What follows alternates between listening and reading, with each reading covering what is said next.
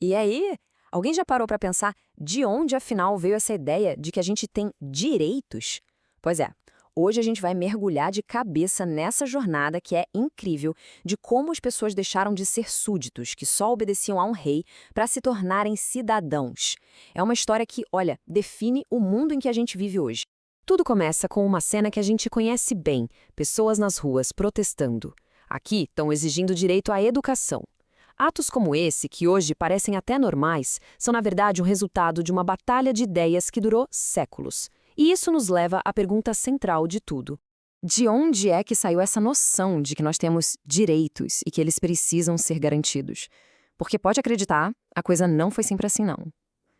Para a gente entender isso, a gente vai ter que voltar no tempo, para uma época em que essa ideia que hoje parece tão óbvia era, nossa, completamente revolucionária.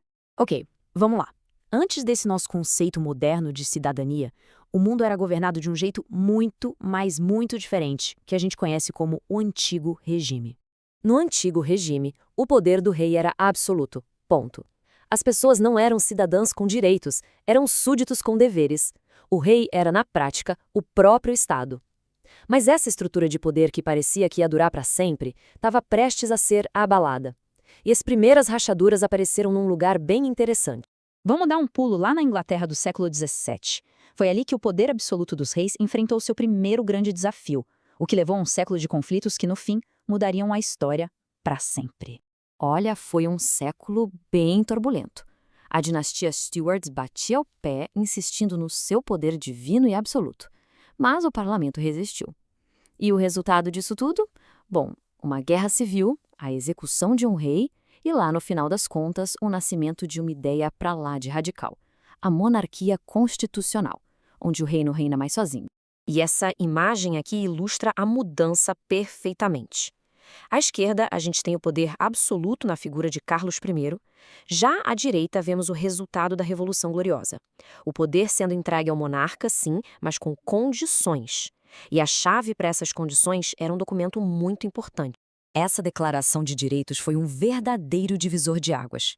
Pela primeira vez, estava ali, no papel, escrito na lei. O poder do rei tem limites. Para criar leis, cobrar impostos ou manter um exército, ele precisava do ok do parlamento. O rei, de repente, estava sobre a lei e não mais acima dela. Mas, claro, para uma mudança desse tamanho pegar mesmo, não bastava só uma lei nova. Era preciso uma nova forma de pensar. Agora, a gente vai para o campo das ideias. Porque, ao mesmo tempo que rolavam essas mudanças políticas todas, uma outra transformação, dessa vez intelectual, varria a Europa: a Revolução Científica e o Iluminismo. E no centro de tudo isso tinha um conceito novo e muito poderoso: racionalidade.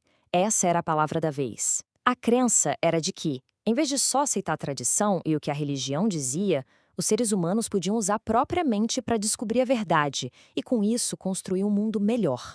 A famosa frase de René Descartes, "penso, logo existo", resume esse espírito perfeitamente. A própria existência é confirmada pelo ato de pensar, de duvidar, de usar a razão.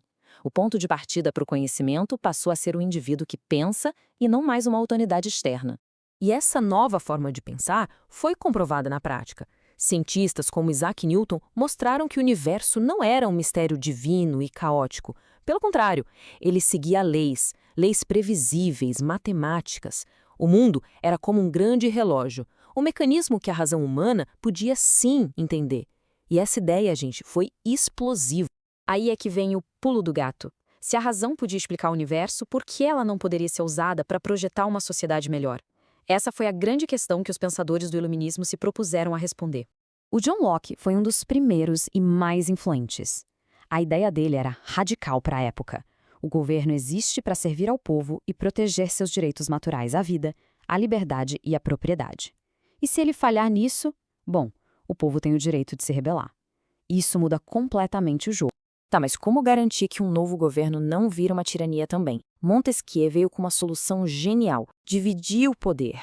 Ao separar as funções de criar, aplicar e julgar as leis em 3 poderes independentes, legislativo, executivo e judiciário, um acaba controlando o outro. É a base da maioria das democracias que a gente tem hoje. E o Jean-Jacques Rousseau foi ainda mais longe. Para ele, o poder não só deve ser limitado, ele nasce do povo. O governo é um contrato social, um acordo em que as pessoas permitem que o Estado as governe. Mas a soberania, o poder final, é sempre do povo. E claro, essas ideias todas precisavam se espalhar. É aí que entra a Enciclopédia. Organizada por Diderot e D'Alembert, foi um esforço gigantesco para reunir todo o conhecimento humano num lugar só, tornando ele acessível e celebrando a razão acima do dogma. Agora, olha que legal essa conexão que a gente pode fazer aqui. É uma linha direta entre o passado e o presente. Essa vontade da enciclopédia de, democratizar o conhecimento é basicamente a tataravó de projetos como a Wikipédia. É a mesmíssima sede por saber, só que, claro, impulsionada por tecnologias bem diferentes.